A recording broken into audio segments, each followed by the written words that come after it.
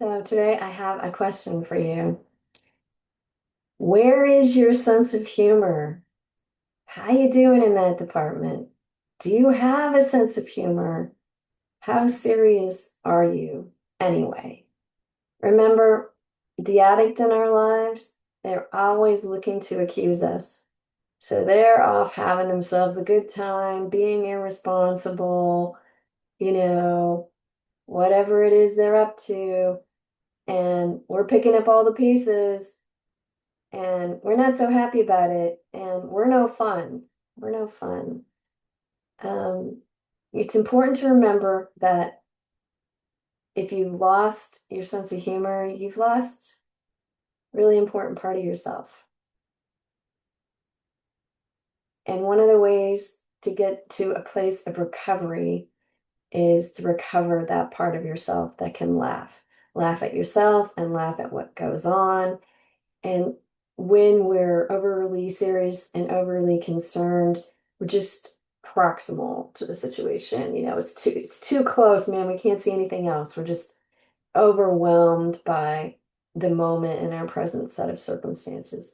So remember, part of detachment is physically kind of taking a step back too. I mean, we take a step back in our attitudes, but we also take a step back so you can get a bigger picture and take a look at what's going on.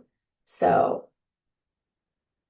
oftentimes what we see is like a bear in their cave, and the cave is the most disgusting, horrendous, filthy pigsty you've ever seen.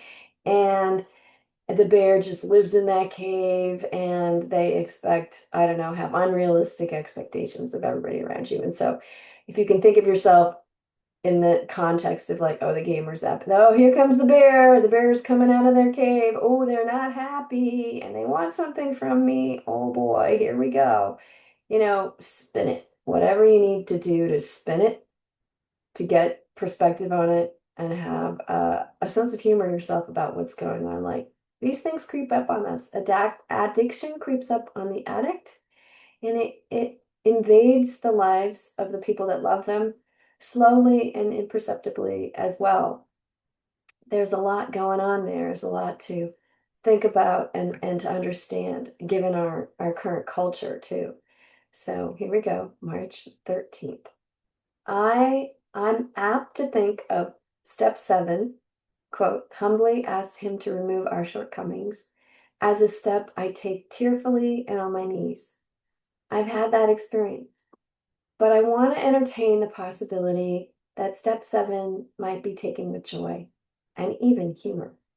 Sometimes the sign that I have actually gotten humble enough to ask my higher power to remove a shortcoming is that I can laugh about it.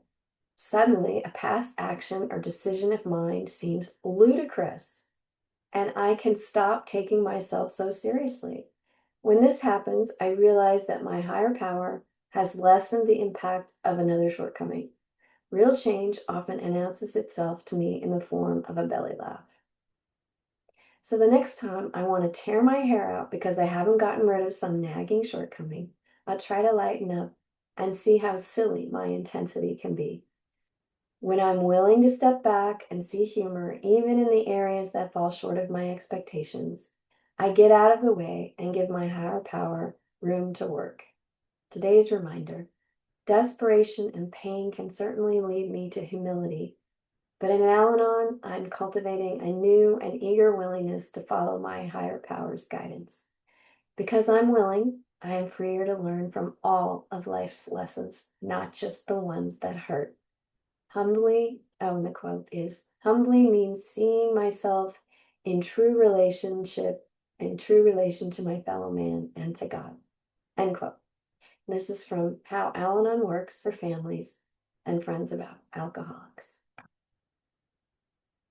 When I think back of some of my stupid mistakes and choices in my youth, things that I would just hardly want to share with anybody and things that I'm ashamed of, and I can laugh, I can realize, hey, I was just a kid and there was a lot going on in that situation, and I can laugh about it. I've placed it in context.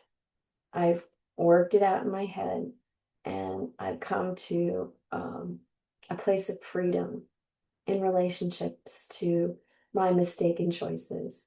And also, when you get to that place, you're less fearful of moving forward and fearful of making other mistakes when you see that, hey, man, I'm just a human being. Just a human being.